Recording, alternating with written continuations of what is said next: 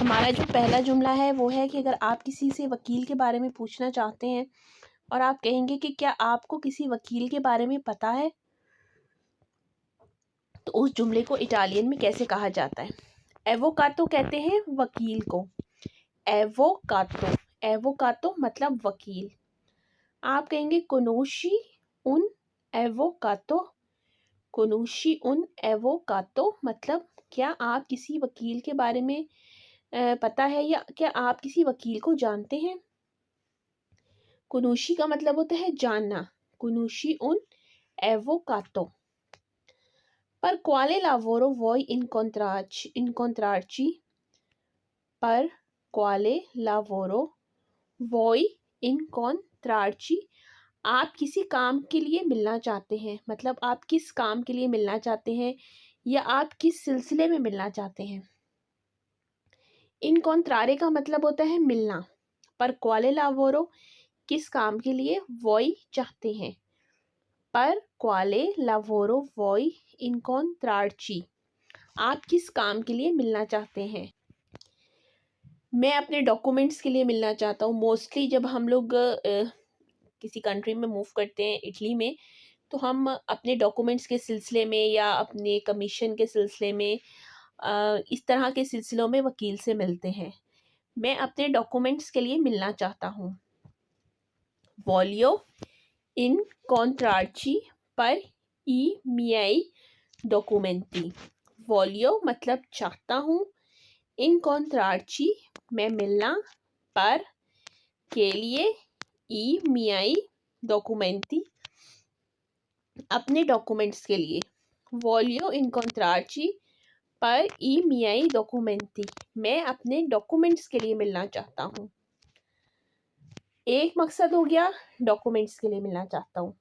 دوسرا جو مقصد ہوتا ہے کہ میں اپنا کمیشن پاس کرنے کے لیے کچھ مدد لینا چاہتا ہوں. voglio un aiuto per superare la mia commissione.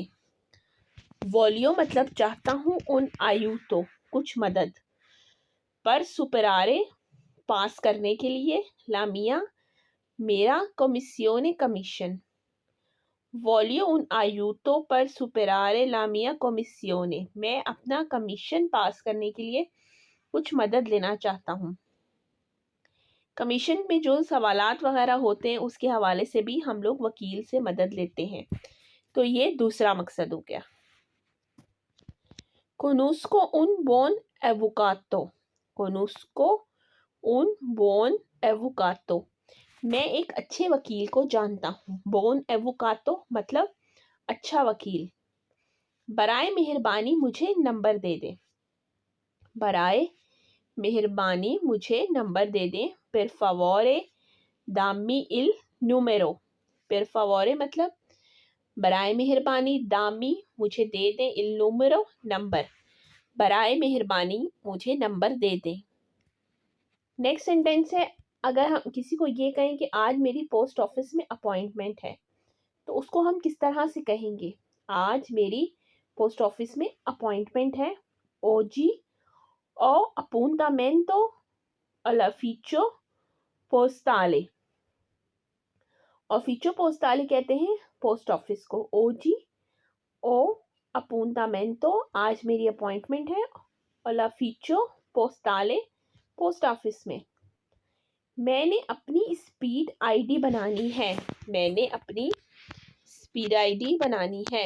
devo creare il mio speed ID.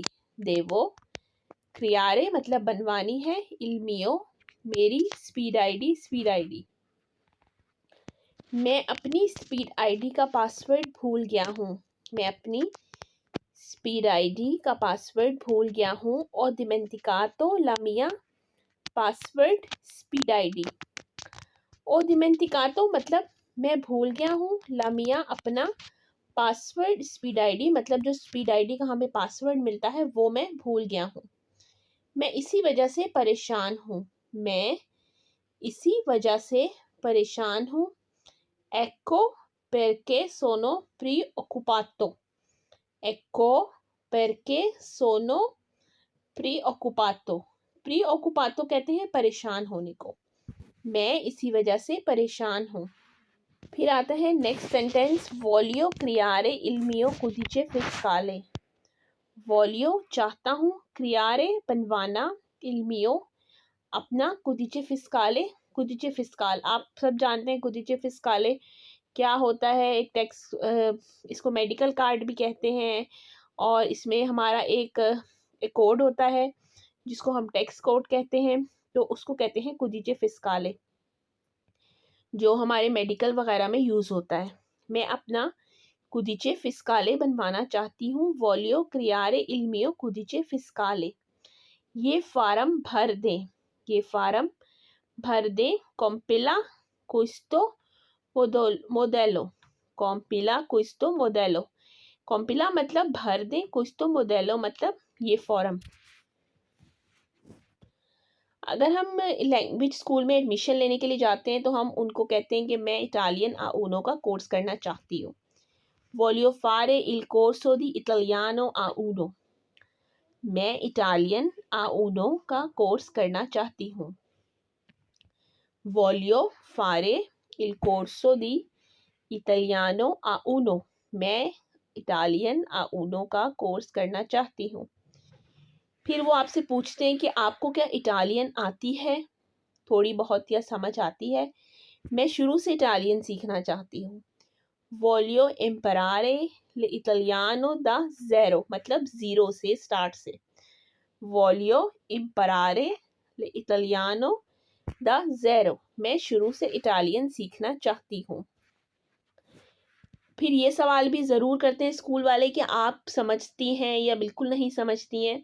اگر آپ سمجھتی ہیں تو آپ کہیں گی capisco di più italiano مطلب میں زیادہ سمجھتی ہوں، بول نہیں سکتی، میں اٹالین زیادہ سمجھتی ہوں، capisco di più italiano میں اٹالین زیادہ سمجھتی ہوں، لیکن مجھے بولنے میں مسئلہ ہے، لیکن مجھے بولنے میں مسئلہ ہے، ma ho problemi a parlare، ماں لیکن، او پرابلیمی مجھے مسئلہ ہے، a parlare بولنے میں، لیکن مجھے بولنے میں مسئلہ ہے۔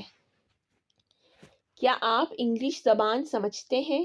کیا آپ انگلش زبان سمجھتے ہیں؟ capisci la lingua inglese، capisci la lingua inglese کیا آپ انگلش زبان سمجھتے ہیں؟ مجھے انگلش زبان آتی ہے، parlo inglese، پارلو انگلیزے مجھے انگلش زبان آتی ہے۔ تو یہ ہماری آج کی ایک ویڈیو تھی، میں امید کرتی ہوں کہ آپ کو اچھی لگی ہوگی۔ میری آپ سب سے یہی ریکویسٹ ہے کہ میرے چینل کو زیادہ سے زیادہ لائک، سبسکرائب اور شیئر کریں، اور میری نیکسٹ ویڈیو تک اللہ حافظ۔